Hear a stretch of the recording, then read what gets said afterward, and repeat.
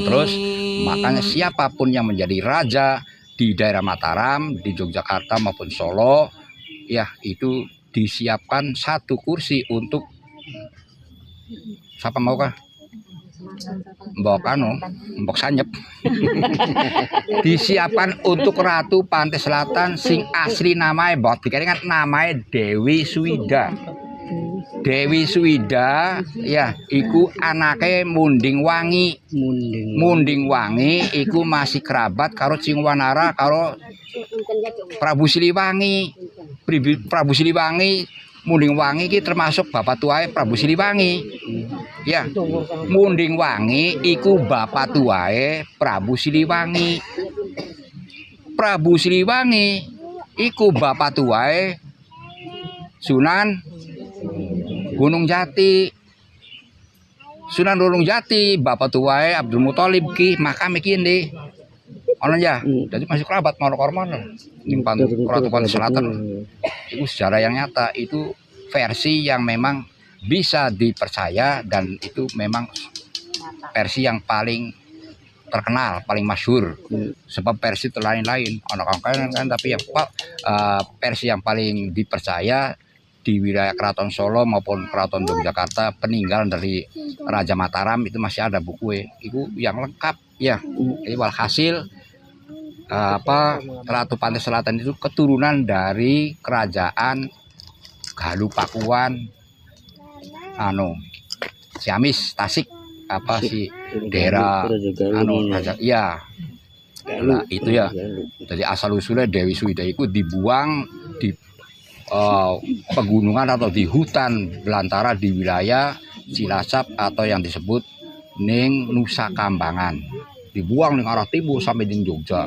Di Jogja itu sampai Tapa ning sareng gunung Merapi. Tapa oli impen kongkon mbari badane waras ayu maning kon adus ning laut.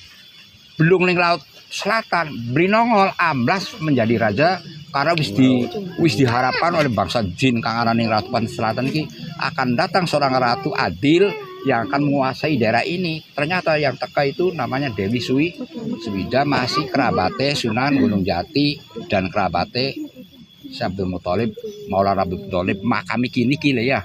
Lho konon buat kudu sejarah jelas ya. Boka sampean luwi anu terus marane keraton Yogyakarta te Solo ning ana insyaallah engko ana buku ya. Ya niku sekedar sekilas sejarah ya, sekilas pengenalan. Terus di samping itu tulung satulung KB kang ana ning kene. Syukur-syukur kang duwe duit jaluki tulung dongane bae.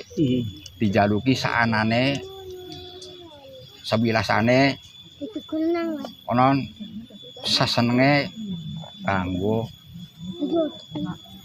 apa siaran parkir ana bahasa makanya yang ana bahasa. Manakala makam yang tidak ada keluarganya akan saya bongkar kecuali bayar 20.000. Makam yang di sana harus bayar 20.000. Kalau tidak mau bayar 20.000 untuk kas di sini akan dibongkar.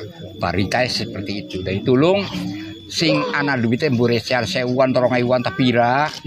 Cemplungane kono ya babeku ana omongan mekonon. Lamun je makam kane kana beli gelem upai kas 20.000 bongkar je makame konon. Sebab iku dudu wong kene bahasa la ilallah naudzubillah. Ya moga-moga wong mau aja sampai ke walat ya. Tuh. Konon ya. Jadi hasil malah berita mau berangkat ke sini makamnya jadi bongkar. Sing bener sisa iya. Bocah edan jadi berita orang jelas. Makam kita kok jate tekan kada makam buat lah makame sa wis jate ku apa tahlilane bakase makam bae kono. Nyatane makame wis utuh. Berita kok aduh ya Allah. Insyaallah ya. Nah, ya punten ya. Minta kesadaran dengan ikhlas dan ridho ya cemplungaken ning kana.